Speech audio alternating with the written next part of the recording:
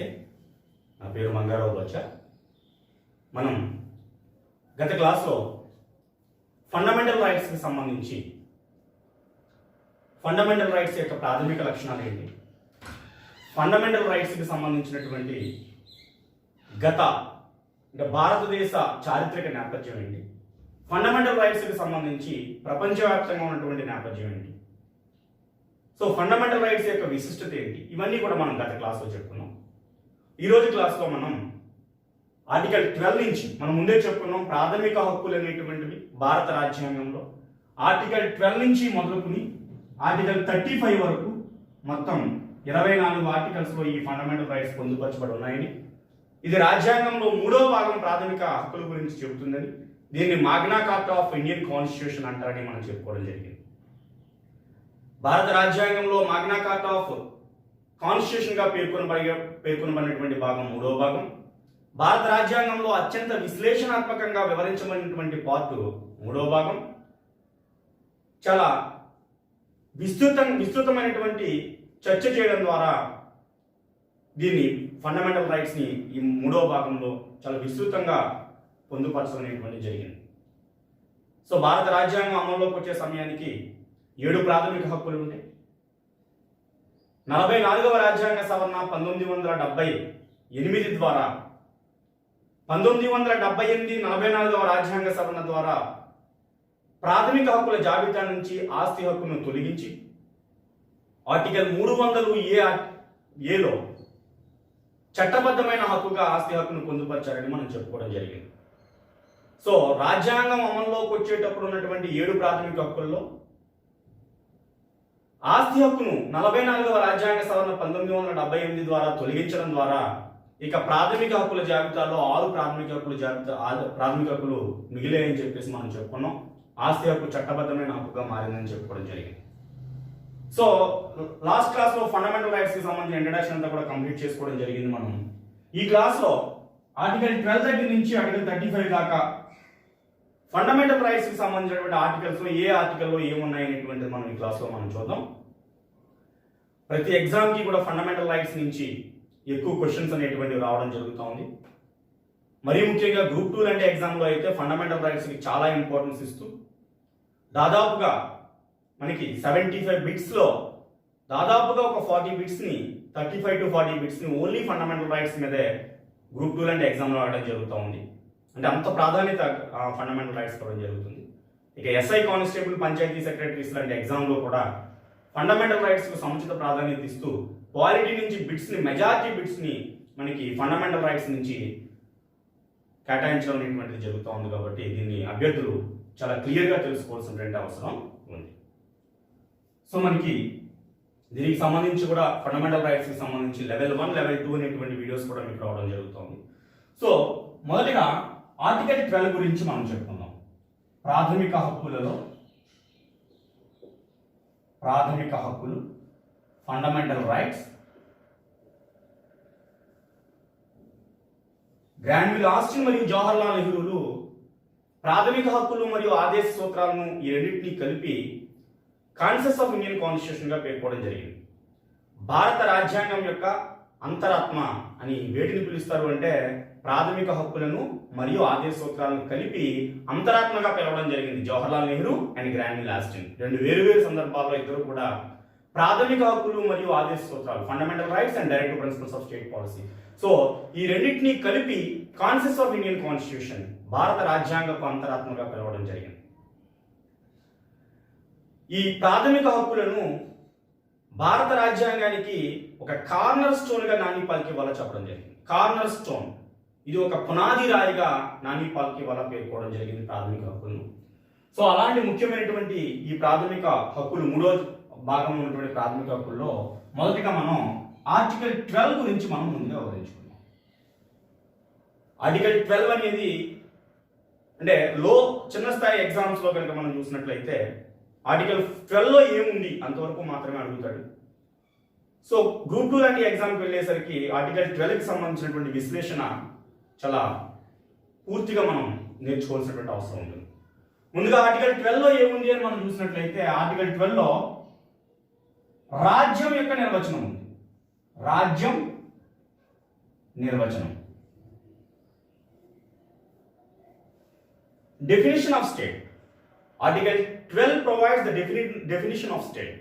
రాజ్యము అంటే ఏంటో నిర్వచనం, స్టేట్ అంటే ఏంటో నిర్వచనం. గతంలో ఇది ప్రీవియస్ బిట్, ఇది గతంలో అడగడం జరిగింది. ఆర్టికల్ 12 దేని గురించి చెప్తుంది, దేని ఉంది ఆర్టికల్ 12 అంటే డెఫినేషన్ ఆఫ్ స్టేట్, స్టేట్ యొక్క నిర్వచనం, రాజ్యం యొక్క నిర్వచనం దీంట్లో మనకి ఇక్కడ కనిపిస్తుంది. సో ఫండమెంటల్ రైట్స్ లో 12 to 35 ఆర్టికల్లో ఫస్ట్ ఆర్టికల్లోనే రాజ్యాన్ని నిర్వచించాల్సినటువంటి అవసరం ఏమొచ్చింది అని మనం చూస్తే, అసలు ప్రాథమిక హక్కులు ఎవరి కోసం, రాజ్యాంగంలో ప్రాథమిక హక్కులు ఎవరి కోసం పొందుపరచబడ్డాయి? దేశ పౌరుల కోసం పొందుపరచబడ్డాయి.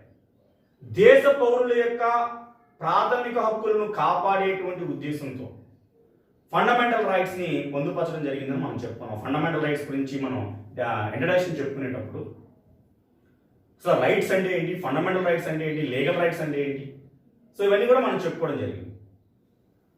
సో మనకి ఈ ఫండమెంటల్ రైట్స్ అనేటువంటివి ప్రజల కోసం చేయబడ్డాయి కాబట్టి ఆ ప్రజల యొక్క ప్రాథమిక హక్కులను ఎవరు నష్టపరుస్తారు అంటే, ప్రాథమిక హక్కులు ఎప్పుడు ఉల్లంఘన చేయబడతాయి, ఎవరి ద్వారా ఉల్లంఘన చేయబడతాయి అని మనం చూస్తే, ప్రజల యొక్క ప్రాథమిక హక్కులను ఉల్లంఘించేది ఎవరో కాదు, ప్రభుత్వం.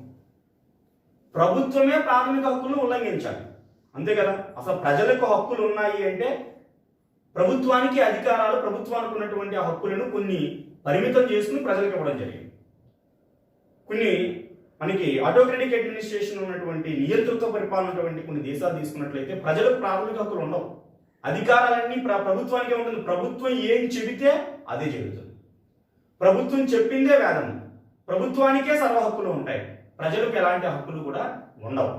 కానీ ఇక్కడ ప్రజాస్వామ్య దేశాలు మనం చూసినట్లయితే ప్రజలకు ఫండమెంటల్ రైట్స్ ఇచ్చాము అంటే అర్థం ఏంటి అంటే, ప్రభుత్వానికి కొన్ని ఉన్నటువంటి పవర్స్ని కొంత అవి రెస్ట్రిక్ట్ చేసుకుని, కొంత పరిమితి చేసుకుని అప్పుడు ప్రజలకి ప్రాథమిక హక్కుల్ని పొందుపరచడం జరుగుతుంది. కాబట్టి ప్రజల యొక్క హక్కులు ఎప్పుడు ఉల్లంఘించబడతాయి, ఎవరి ద్వారా ఉల్లంఘించబడతాయని మనం చూస్తే, ప్రజల యొక్క హక్కులు ఉల్లంఘించబడేది, ప్రజల యొక్క హక్కులను దెబ్బతీసేది, ప్రజల యొక్క హక్కులను ఇబ్బంది పెట్టేది ఎవరు అంటే ప్రభుత్వం మాత్రమే. అందువలనే ప్రజల యొక్క ప్రాథమిక హక్కులను ఉల్లంఘన చేసేటువంటి ప్రభుత్వం అంటే ఏమిటి, అసలు ప్రభుత్వం యొక్క నిర్వచనం ఏంటి, రాజ్యం అంటే ఏంటి, రాజ్యం యొక్క నిర్వచనం ఏంటో మనకు తెలియాలి, అప్పుడే కదా మనకు తెలుస్తుంది. సో ప్రజల యొక్క హక్కులకు భంగం వాటిల్లించే విధంగా ప్రవర్తించే వారైనటువంటి ప్రభుత్వం లేదా రాజ్యం లేదా స్టేట్ ఆ దాన్ని స్పష్టంగా నిర్వచించకపోయినట్లయితే మనకి తర్వాత మనకి హక్కులు సంబంధించి న్యాయస్థానాలు తీర్పిచ్చేటువంటి సమయంలో ఏది ప్రభుత్వం, ఏది రాజ్యం, ఏది కాదు అనేటువంటి విషయం అర్థమైనప్పుడు మాత్రమే, ఆ విషయాన్ని దృష్టిలో పెట్టుకున్నప్పుడు మాత్రమే న్యాయస్థానాలు తీర్పు చెప్పడానికి అవకాశం ఉంటుంది. కాబట్టి ముందుగా స్టేట్ని నిర్వచించడం జరిగింది. ప్రాథమిక హక్కుల్లో రాజ్యాన్ని నిర్వచించడానికి ప్రధానమైన కారణం అది. ప్రభుత్వమే ప్రజల యొక్క హక్కులకు భంగం వాటిల్లేలా చేస్తుంది కాబట్టి, ప్రజల యొక్క హక్కులను కాలరాస్తుంది కాబట్టి, అలాంటి ప్రభుత్వం అంటే ఏంటో ముందు నిర్వచించాలి. సో కాబట్టి రాజ్యం నిర్వచనాన్ని ఆర్టికల్ 12లో పెట్టుకోవడం జరిగింది. ఆర్టికల్ 12 ప్రకారం రాజ్యం అంటే ఏంటి అంటే, కేంద్ర ప్రభుత్వము, కేంద్ర ప్రభుత్వానికి సంబంధించినటువంటి శాసనాధికారాలు లేదా కేంద్ర ప్రభుత్వం సంబంధించినటువంటి శాసన నిర్మాణ శాఖ, రాష్ట్ర ప్రభుత్వము, రాష్ట్ర ప్రభుత్వానికి సంబంధించినటువంటి శాసన నిర్మాణ శాఖ. ఓకే, అదేవిధంగా మనకి ఇక్కడ స్థానిక ప్రభుత్వాలు, ప్రభుత్వంచే నోటిఫై చేయబడినటువంటి, ప్రభుత్వంచే గుర్తింపబడినటువంటి అన్ని సంస్థలు, ఇవన్నీ కూడా రాజ్యం పరిధిలోకి వస్తాయి. రాజ్యం పరిధిలోకి వచ్చేవి ఏంటి అంటే, ముందుగా సెంట్రల్ లెవెల్లో కేంద్ర ప్రభుత్వం వస్తుంది, కేంద్ర శాసన నిర్మాణ శాఖ అయినటువంటి పార్లమెంట్ వస్తుంది, రాష్ట్ర ప్రభుత్వం వస్తుంది, రాష్ట్ర శాసన నిర్మాణ శాఖ అయినటువంటి శాసనసభ, అన్ని రాష్ట్రాల్లో ఉన్నటువంటి శాసనసభలు కూడా రాజ్యం పరిధిలోకి వస్తాయి, లోకల్ గవర్నమెంట్, స్థానిక ప్రభుత్వాలు వస్తాయి, అదేవిధంగా ప్రభుత్వ సంస్థలు, అదేవిధంగా ప్రభుత్వం యొక్క నిధులతో నిర్వహించబడుతున్నటువంటి ప్రైవేట్ సంస్థలు, ప్రభుత్వం యొక్క నిధులతో సహాయ సహకారాలు అందిస్తున్నటువంటి ఎయిడెడ్ సంస్థలు. సో ఇవన్నీ కూడా ప్రభుత్వ పరిధిలోనికి, రాజ్యం పరిధిలోనికి వస్తాయి. సో ప్రభుత్వంతో సహాయ సహకారాలు పొందుతున్నటువంటి, ప్రభుత్వ నిధులొచ్చే నడపబడుతున్నటువంటి ఏ సంస్థ అయినా కానీ, అది పాక్షికంగా కావచ్చు, పూర్తిగా కావచ్చు, మనం రాజ్యం పరిధిలోనే మనం దాన్ని తీసుకోవాల్సి వస్తుంది. అందుకనే కొన్ని సందర్భాల్లో అంటే మనకి బిట్స్ అడుగుతూ ఉంటాడు, ఏది రాజ్యం పరిధిలోకి వస్తుంది, ఏది రాజ్యం పరిధిలోకి రాదు. జనరల్గా న్యాయశాఖ అనేటువంటిది రాజ్య పరిధిలోకి రాదు. కార్యనిర్వాహక శాఖ రాజ్య పరిధిలోకి వస్తుంది, కానీ న్యాయశాఖ రాజ్య పరిధిలోకి రాదు. కానీ న్యాయమూర్తులందరూ రాజ్యం పరిధిలోనే ఉంటారు. న్యాయమూర్తులు చేసేటువంటి కార్యనిర్వాహకపరమైనటువంటి విధానాలన్నీ కూడా రాజ్యం పరిధిలోనికి వస్తాయి. కానీ న్యాయశాఖ మొత్తం మాత్రం దీంట్లోకి రాజ్యం పరిధిలోనికి వచ్చే అవకాశం ఉంది. అందుకనే మనం గుర్తించాల్సిన అంశం ఏంటి అంటే, గతంలో కూడా గ్రూప్ 1 ప్రిలిమ్స్లో అడిగాడు ఈ క్వశ్చన్. ఈ క్రింది ఏ సందర్భంలో రాజ్యం పరిధి సందిగ్ధంగా ఉంటుంది అని అడిగాడు. ఈ క్రింది ఏ సందర్భంలో రాజ్యం యొక్క పరిధి సందిగ్ధంగా ఉంటుంది అంటే, న్యాయశాఖ విషయంలో. న్యాయశాఖ విషయం పూర్తిగా రాజ్య పరిధిలోకి రాదు, ఇది సందిగ్ధమైనటువంటి విషయం. కేవలం న్యాయమూర్తులు మాత్రమే రాజ్యం పరిధిలోకి వస్తారు, వారి యొక్క కార్యనిర్వాహక విధులు మాత్రమే రాజ్యం పరిధిలోకి వస్తాయి అని చెప్పేసి చాలా సందర్భాల్లో న్యాయస్థానాలు తీర్పు ఇవ్వడం జరిగింది. సో ఈ పాటికి మీకు రాజ్యం అంటే ఏంటో మీకు అర్థమై ఉండాలి. కేంద్ర ప్రభుత్వాన్ని రాజ్యం అనొచ్చు, కేంద్ర శాసన నిర్మాణ శాఖ, రాష్ట్ర ప్రభుత్వం, రాష్ట్ర కార్యనిర్వాహక శాఖ, అదేవిధంగా లోకల్ గవర్నమెంట్స్, అదేవిధంగా ప్రభుత్వం నుంచి నడపడుతున్నటువంటి సంస్థలు, ప్రభుత్వంచే సహాయ సహకారాలు పొందుతున్నటువంటి సంస్థలు, ఇవన్నీ కూడా రాజ్యం పరిధిలోకి వస్తాయని చెప్పేసి ఆర్టికల్ 12 చెప్తుంది. న్యాయశాఖ విషయంలో ఇది రాజ్యం పరిధి సందిగ్ధంగా ఉంటుందనే విషయం గుర్తుపెట్టుకోవాలి. అదేవిధంగా ముఖ్యంగా సహకార సంఘాలు రాజ్యం పరిధిలోకి రావు. జీ ఫిలిం కేసులో మనకి తీర్పు రావడం జరిగింది. బీసీసీఐ కానీ సహకార సంఘాలు కానీ మనకి రాజ్యం పరిధిలోనికి రావు అనేటువంటి విషయాన్ని మనం గుర్తుపెట్టుకోవాలి.